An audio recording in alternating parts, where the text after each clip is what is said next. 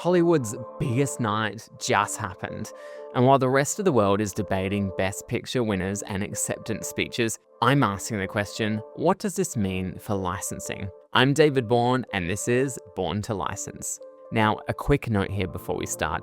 I'm recording this before the Oscars ceremony, but the episode will air after the winners are announced. So, while I have no clue what's going to happen, you already know who won. It's important context as you listen to this episode.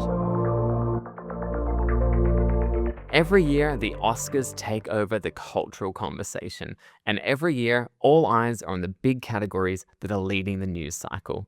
But for me, of course, I'm looking out for what it means for licensing. Let me explain. Best Picture is Hollywood's most prestigious award. It drives cultural conversation for months. It can define a director's career. But, and this is a truth the licensing industry knows well, the winner of Best Picture almost never translates into a meaningful consumer products business. Think about recent Best Picture winners. Anora, Oppenheimer, Everything Everywhere All at Once. 3 culturally significant films, 3 properties with essentially zero licensing footprint. Now let's go back further. To find a Best Picture winner that actually supported a serious licensing program, you have to go all the way back to 2003. The Lord of the Rings, The Return of the King.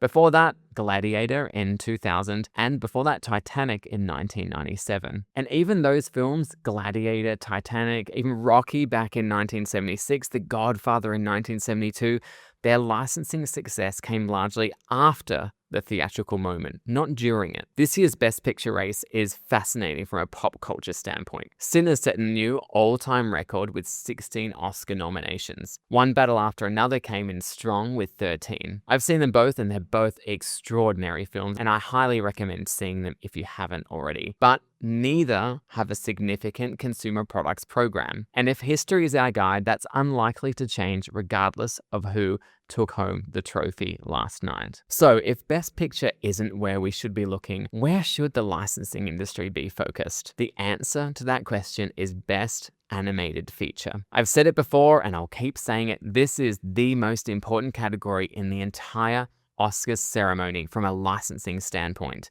And yet it's almost always treated as a supporting act. The category was introduced in 2002, and the very first winner, well, it was Shrek, a licensing juggernaut that is still generating revenue more than 2 decades later. In fact, I've been to several Universal licensing showcases over the last 6 months, and they are gearing up for something enormous. Shrek 5, it's slated for July 2027. It's going to be one of the biggest licensing moments of next year. If you're a licensee and you're not already thinking about how to align with that franchise, the conversation really needs to start now. Let's take a look at the track record of Best Animated Feature winners.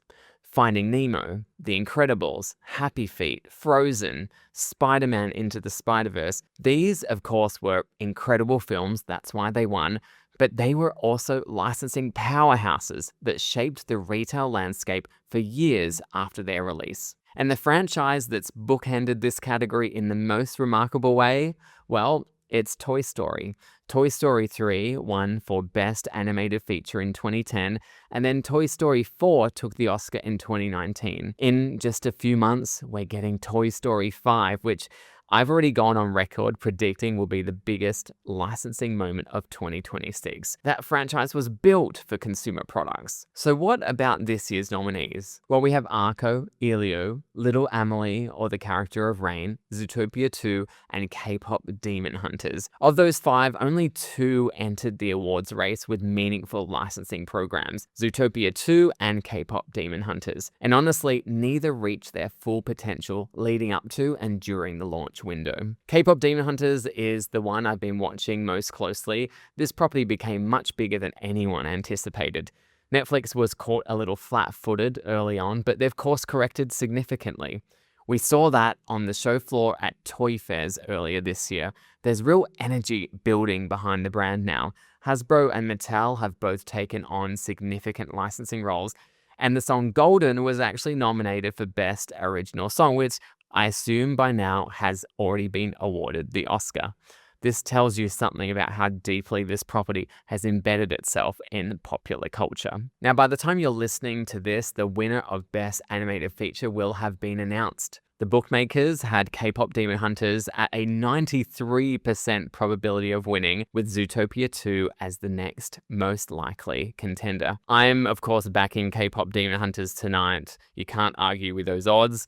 It really feels like the right call. And whoever wins, the licensing implication is the same. The animated feature category is where the commercial opportunity lives. Every licensee and brand licensor in this space should be watching this category every single year with the same intensity that Hollywood watches Best Picture. Now, since I'm recording before the ceremony, I may as well put my cards on the table for other categories. For Best Picture, I think One Battle After Another. For Best Actor, Timothée Chalamet for Marty Supreme. Best Supporting Actor, I'm going to go for Sean Penn for One Battle After Another. Best Actress, Jessie Buckley for Hamnet. And Best Supporting Actress, Tiana Taylor for One Battle After Another. By the time you listen to this, you'll know how well I did. Drop me a message and let me know, and I can take the criticism if I got a lot wrong there. Before I go, a few things I've been watching closely this week. Pixar's new original film Hoppers had an extraordinary opening weekend, around $88 million worldwide. That is the best opening for an original Pixar film since Coco back in 2017, and given its reviews and audience scores, I feel like this one has legs. Pixar will be breathing a sigh of relief, and the licensing industry should be paying attention. Original IP with this kind of commercial and critical traction is exactly where long-term licensing programs are built. So watch this space. On the Born to License client side, we've had a run of exciting product launches recently. Wolfpack launched a Barbie tactical backpack range, and they've also just dropped a Dora the Explorer backpack collection. I have to say, this one is a full circle moment for me personally. My first ever licensing role involved Dora the Explorer yogurts. Almost 20 years later, I'm working on Dora the Explorer tactical backpacks. The brand never stops. Elsewhere, Bandu launched Peppa Pig-themed kids' headphones. Hippo Blue dropped a Batman back-to-school range. Dream Big Little Co. launched a Eric Carle bamboo pajama collection. And Comma Football is celebrating Diego Maradona's legacy through a unique fan apparel line. The Born to License team has done an incredible job to support our clients in bringing those licensed products to market, and a massive congratulations to everyone involved. And finally, if you've been following Born in Action, our behind the scenes vlog on YouTube, we've just dropped a new episode covering my journey leading up to and running the Melbourne Marathon last October. It's personal, it's honest, and it gives you a real look at what goes on outside the licensing office. I'll put the links in the show notes, and you can find the Born to License channel on YouTube. If you found value in today's episode, please share it with a colleague. And if you haven't already, subscribe so you never miss an episode. You can catch me on LinkedIn, Instagram, or email hello@borntolicense.com. I'm David Bourne, and this is Born to License.